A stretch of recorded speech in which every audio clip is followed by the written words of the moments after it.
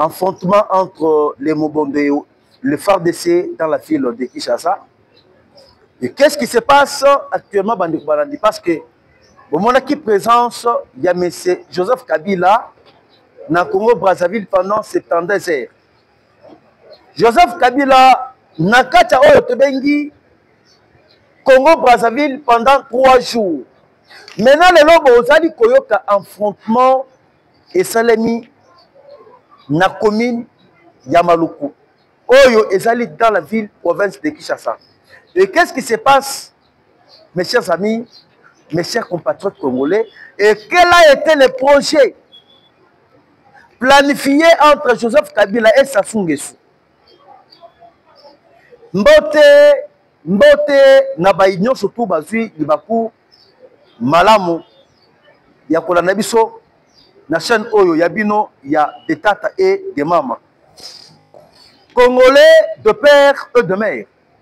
Bandeko Balandi, je pense que le long vous allez découvrir makambu ebele oyo ezalaki caché. Na makambu oyo ezalaki caché, bokoye par la suite.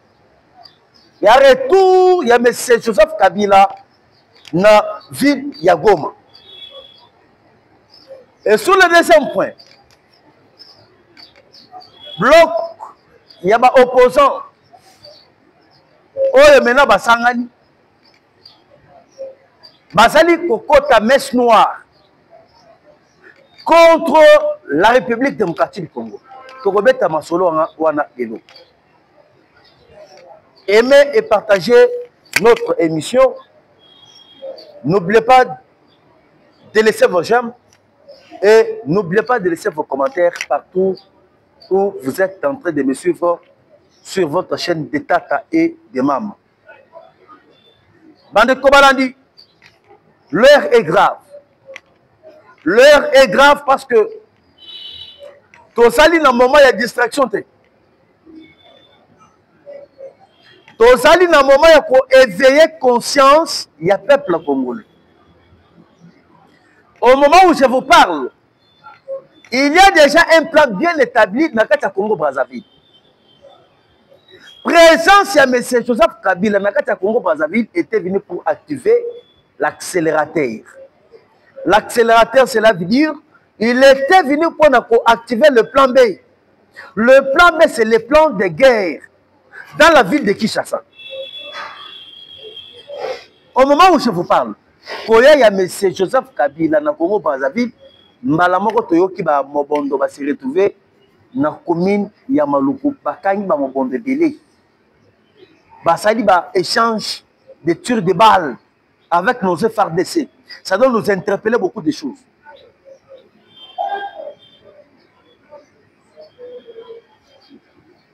Joseph Kabila a sali 3 jours na Brazzaville. Premier jour, Bakutani na quelques officiers militaires. Oyo Bakima basala autobéni désertion au sein de l'armée. Bakima va se retrouver dans Congo Brazzaville. Joseph Kabila est allé visiter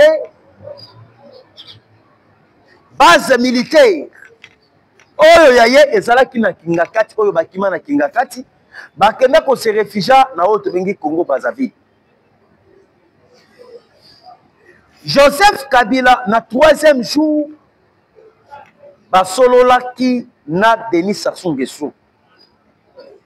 Kosolola na bangwana Sassou Nguesso, ezala qui lié à ce qui concerne la stratégie qui seront montées na Brazzaville pour achever le président Félix Tshisekedi pour atteindre la ville de Kinshasa. Bandeko. Nasali Koeb, c'est bien que Sassou Nguesso est très en colère.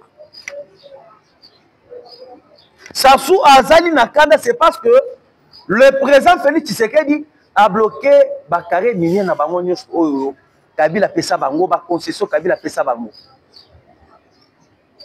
Boyebi l'arrestation de Martin Kabweloulou. Martin Kabweloulou, c'est un ancien ministre des Mines. Oyo bakangaki na CNS. Il a été auditionné. Et Martin Kabouelou avait accepté de coopérer avec la justice congolaise. Ancien ministre des Mines avait accepté de coopérer. Pour collaborer avec la justice congolaise, cela veut dire Anima qui peut dénoncer, peut dévaler. Bakare minier na ba concession, minier. Oyo appelle ça qui ba pebele. Nde bisika boye ko découvrir. Bakangi Sassou Nguesso na ba concession. Il y a ba minerai na kati RDC. Plus ou moins 150 concessions. Na révélation de Martin Kabouelou, ancien ministre des Mines, accueilli pour révéler, va découvrir que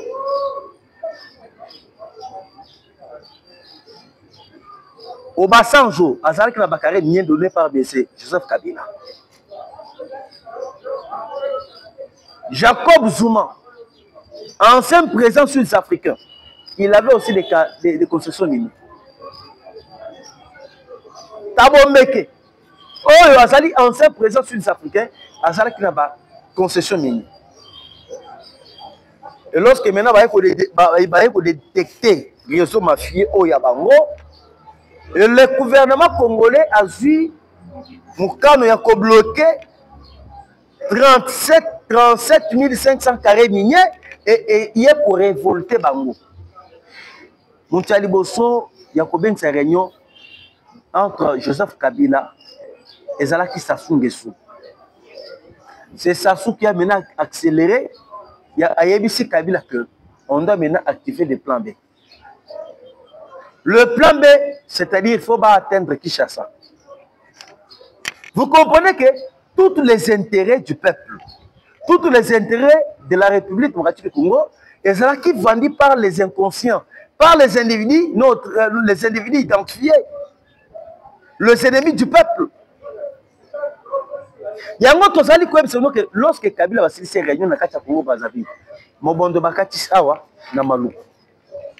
Mobondo Bauti Kuna na Maluku se retrouver na Maluku. Tandis que lorsque tu as dans la cartographie, il y a Kingakati. Kingakati c'est les Maluku, et vers même Congo Sandani Bakubandou.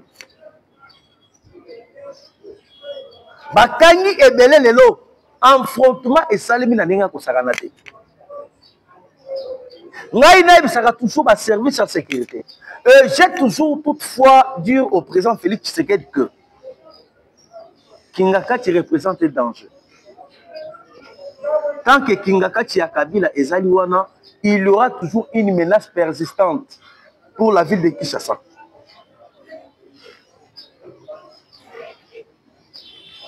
Et au moment où je vous parle, M. Joseph Kabila basali alliance na bango nyonso. Et objectif na bango est objectif ya keba atteindre Kinshasa. Je ne suis pas prophète et je ne suis pas contre le pays et je vais toujours dévaler. Bokoyoka aux jours à venir. Le Soudan du Sud. Bitumba et Kosalim. Ba Soudanais, Bakoko Takuna, parce que Kabila accueille, parce que lorsque Basilisi Makam na Bango, na Brazzaville, Joseph Kabila qui est na parti à Goma, a réconcilié tous les troupes armées, Yaba rebelles, Batunyanero, Red Tabara, l'M23, les Codeco, le ADF. Va même il y a Thomas Lubanga. Joseph Kabila a réconcilié tous les mouvements rebelles. Et va réconcilier avec cet objectif de commencer à attaquer la République démocratique du Congo, à déstabiliser la RDC. On va déstabiliser le côté Sud-Soudan, on va attaquer le côté Sud-Soudan. On va attaquer le côté Ituri. On va attaquer le côté Nord-Kivu. On va attaquer le côté Tanganyika. Makambu oyo nazali koloba esengeli ekoma na matoi ya tata mokonza mboka. Makambu oyo nakoloba awa esengeli ekoma na matoi ya ba autorité sécuritaire. Au moment où je vous parle, vous voyez que Baouti Kokanga a près 20 millions de dollars américains na Tanganyika. Na 20 millions, oyo Baouti Kokanga na Tanganyika, ezala kimbongo oyo batinda kipu ki basomba. Ba colonel, ba major, pour que ba déstabiliser Tanganyika ekoya na maboko ya batomboki.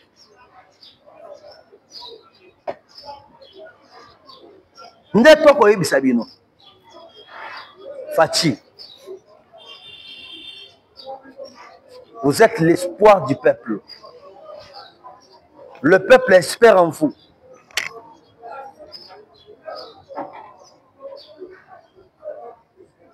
Peuple appelle ça qui au mandat. Et le peuple vous accompagne et le peuple est toujours derrière vous pour vous accompagner. Joseph Kabila que vous voyez, ce n'est pas une personne.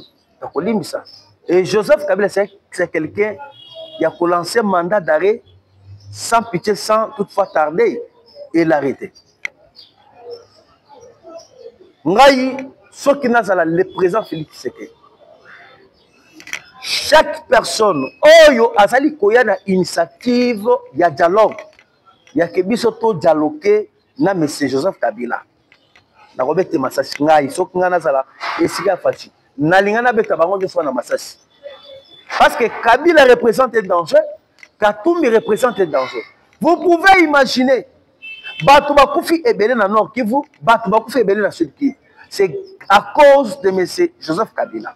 Mais vous allez dans un groupe Kripskil, un groupe d'individus, vous allez s'hazarder et vous allez s'engager et pas y Tata Mukonza Mboka.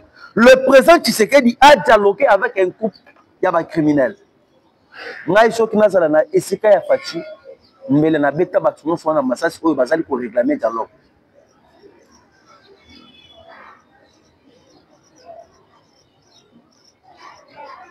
La République démocratique du Congo est aussi que tout les mabissonions sont comme un seul homme. Donc, quitter à chaque fois et à tout moment humilié par un petit pays. Rwanda a kokota na Congo après près 80 fois. Mais un petit pays a humilié, mais c'est comment?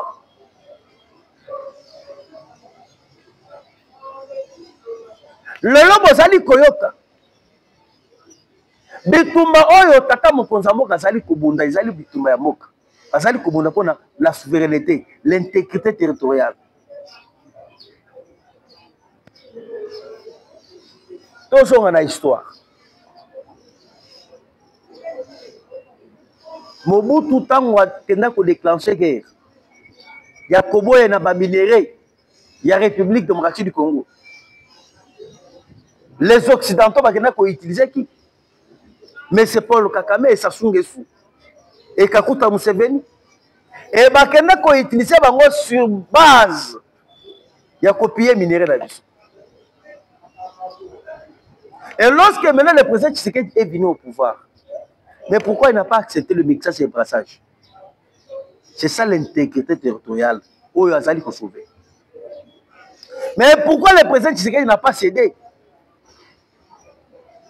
Na accord oyo surtout, mais c'est Joseph Kabila avait signé avec tous les pays voisins. Parce que ceux qui ont accord oyo Kabila Kenda a signé avec les pays, les 9 pays voisins, et c'est là accord ya vente ya mabele na biso. Rwanda a sommé qui ma concession et presque 200 concessions. Et ça à Ouattara. C'est-à-dire le Rwanda avait des concessions partout au Congo. Partout où il veut exploiter les minéraux à Zali Nayango. Rwanda, c'est là qu'il a des concessions même na Oloman. Na Kabina, Oloman.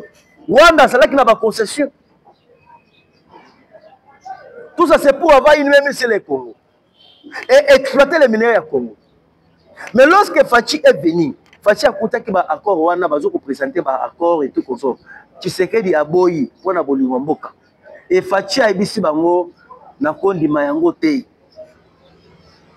Parce que ceux qui ont négocié tout na makabote il ba dialogue. Mais dialogue to kende na binote. Et dialogue to kende c'est Joseph, c'est Paul Kagame qui par rapport à BC Joseph Kabila na Katumbi. Parce que Katumbi na Kabila bakoya na cahier de charge. Na cahier de charge oyo bango bakoya na yango et cause la cahier de charge il y a autre ligne acolyte na bango mais c'est tout pour le criminel. C'est pour cela. Aujourd'hui, lorsqu'on a pointé Kakamistan Moussapi, regardez comment Kakamistan est en train de jouer comme ça la manœuvre, patati patata pour s'en sortir. Il y a écarter cet accord. Il y a un boyoki. Tokendeki na kati Angola. Na Angola, c'est là qu'il y a des avantages à RDC. Lorsque Nakati à Angola, c'était l'avantage du Congo, Kakamista Aboya Koya. Rappelez-vous, dans le mois de décembre, Paul Kagame a boycotté. Et lorsqu'il avait boycotté, le président Tshisekedi a été aux États-Unis d'Amérique. Et lorsque Fachi a été aux États-Unis, donc il y a un accord de paix à Washington. Il y a le 27 juin 2025. Dans l'accord à Washington, Rwanda a dit que non, ça va, je vais retirer les troupes. Je vais faire ça, je vais faire ça. En réalité, tant que Rwanda n'a pas respecté. Tshisekedi va sauver ce pays. Bokanga makambu oyo ngai nazali ko yebisabino. Et Tshisekedi c'est un président de la promesse. Batu oyo nyonso basangani basasu bakakamisa. Tshisekedi va les frapper tous. Fatia ko frapper bango nyonso. Ne vous en faites pas. Atindaki batu na bango awa. Ba militaire Brazzaville na ba Rwandais ba kotaka de na Kinshasa. Na maluko ezalaki ya koyina na tongo ya lelo. Regardez comment se ba pesi bango leçon. Ba bomi bango ebele. Tshisekedi a causé un cimetière. Le président Félix Tshisekedi va travailler pour la volonté du peuple.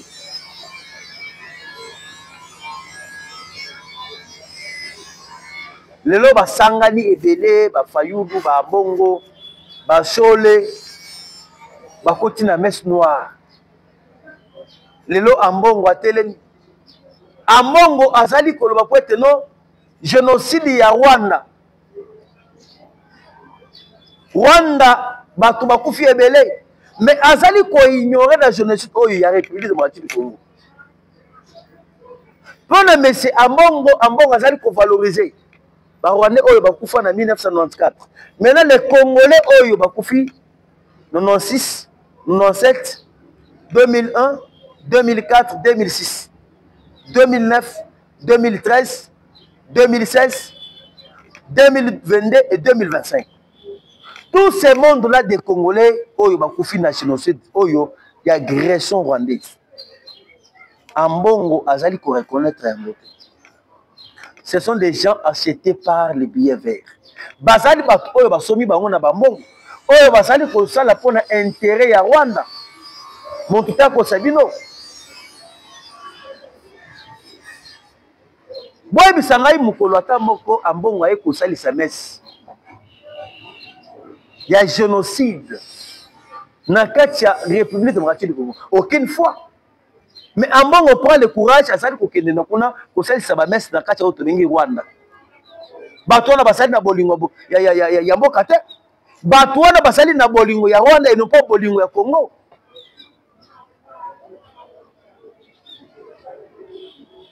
Massacre ya Kakobola, oui massacre ya Kakobola wana. Batu ba Congolais bakufa ebele. Tala bitumba oyo Uganda na Rwanda babunda na Kisangani. Ba Congolais bakufa ebele.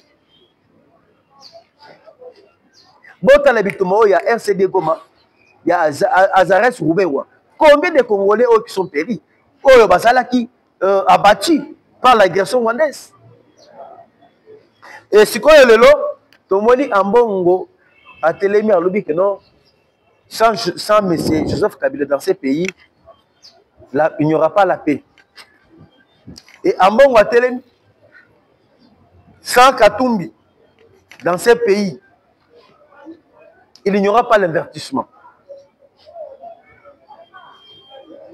Et Ambongo ajoute encore pour dire que il y aura dialogue oyo et kozala na impact te soki bozi batu oyo bamemi minduki te. Dans un sens oyo ambongo azali kopesa biso message, ambongo azali koloba po ete no kimia ekokota na Congo te soki bozwi batu oyo bamemi minduki na négociation te na dialogue te. C'est-à-dire kokamata Kabila, Katumbi, Nanga, Naba Bertin Missimu, Baya, Tovanda na bango na négociation. Nde batu bamemi minduki bango wana. C'est ce que Ambongo nous a dit. C'est-à-dire bato yo bamemi makila ya peuple. Bato bameli makila babomi peuple. Kimia ekokota te soki tosololi na bango te. Maintenant lorsque tokosolola na bango, bato oyo bango bakufi babomi wana. Bakolamusa bango. Ou bien na dialogue oyo biso tokosala. Ne kosala ke bato oyo bango babomi pendant 1997 nde bakolamusa bango. Soki boza kolinga dialogue to négocier na bango et tout consort. On ne disconvient pas. Dialogue, oui, mais avec cet objectif. Mais dialogue, oyo bino bokolinga tout que na dialogue et sengeli bola musabat oyo bino bobomi na Bukavu, bola musabat oyo bino boke koboma na otobengi Nord Kivu. Va même Goma. Beaucoup négocier na les rebelles. Jamais les États-Unis n'ont jamais coopéré avec les rebelles, avec les terroristes. Nayoki bato bazali ko s'agiter belé pour les kamoteli Elon Musk. Tolinga to lobele yango te, mais je suis censé à kolobele yango. Elon Musk c'est quelqu'un qui azali maintenant pour jouer la carte du Rwanda et le Qatar. Na minute oyo ba démocrate ba tie bambongo ebele en jeu. Et bambongo ebele ba tie en jeu, ba tie bambongo wana pour que ba déjouer la carte du président américain Donald Trump. Ce que botali lelo Trump azali maintenant pour se pencher dans les pays à Moyen-Orient, Trump azali maintenant parce qu'il faut négocier avec Vladimir Poutine. Parce que Trump azali quoi c'est maintenant les Européens comme bazali à la base, il y a financement, il y a insécurité dans Afrique, voire même Europe. Trump il faut pas qu'on ait Vladimir Poutine. C'est déjà un message où il a déjà que les États-Unis d'Amérique bazali dans la même moralité avec les Européens. Et actuellement, ce que l'hôtel Elon Musk bloque, il y a des démocrates pour contraindre Donald Trump pour que Trump, en 2028, va perdre les élections. Parce que Trump, c'est un républicain. Va rater l'élection, pouvoir ezonga na maboko ya bato ba démocrate. C'est tout ce qui se passe. Le lobo yoki que non Qatar est utilisé par Elon Musk. Parce qu'Elon Musk a aussi la partie politique qui proche à Trump. Lorsque Trump a eu colongolé par rapport à COP, Afrique, copier, Trump lui a écarté. Lorsque Trump a écarté, et Elon Musk a fait une revanche. Revanche, on a dit maintenant pour étouffer toute la politique américaine. Toute la politique, Donald Trump a fait ça pour qu'il ait échoué. Qu'on ne vous trompe pas. Alors, mes chers amis, malgré nous pouvons parler Elon Musk et consorts, Bissoba Congolais, nous sommes censés de défendre notre intégrité territoriale. Tous à la Naboliwa Congo, tous défendre Congo et tous défendre Mabele Oyo Yapiso. Tu serais de certains humains comme moi, comme toi. Tu serais Yakoleka. Moka ya Congo et Kotikal. Atanga Iboye, Nenge to Kolobana Bino, un jour na Koleka. Et lorsque na Koleka, maintenant, quel sera l'avenir du Congo? Ce que yo, vous allez vous en conscience. Ce que yo, vous allez comprendre que ce que j'ai fait, c'est pour mon pays. Oh, na sali kosala ezali pour Moka Nanga. Ça sera trop tard. Alors, vous voyez déjà que tout ça, il faut accélérer dans ma cam. Ma camosa est bien koloba. Nga nabino, tokutana, mbalasima, bye.